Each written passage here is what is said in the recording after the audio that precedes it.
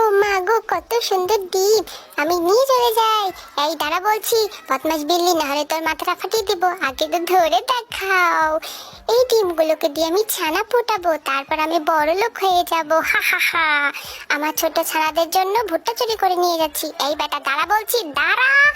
কি? আমাকে আগে ধরে তো দেখো, কেউই পারে না আমাকে ধরতে। আমি হলাম বিখ্যাত চোর। এই ছোট্ট ছানাগুলাই একদিন বড় হয়ে যাবে, আর তারাও ডিম দিবে, তাদেরও বাচ্চা হবে। ইমা, এ কি! এরা তো আকাশে উঠতে পারে, কত সুন্দর করে আকাশে উড়ে বেড়াচ্ছে। আমারও তো এমন পাখা চাই, কিন্তু আমার তেমন পাখা নাই। হি হি হি হি হি হি। মাথায় একটা দুষ্ট বুদ্ধি এসেছে, এবারে আমি সেটাকে কাজে লাগাবো। এই হাঁস, চল চল, তোদের চামড়াগুলো আমাকে দিয়ে দে। হি হি হি হি। তোদের চামড়া দিয়ে আমি আমার সুন্দর পাখা বানাবো। এই তোমার সুন্দর পাখা, এখন আমি আকাশে উড়ে বেড়াবো।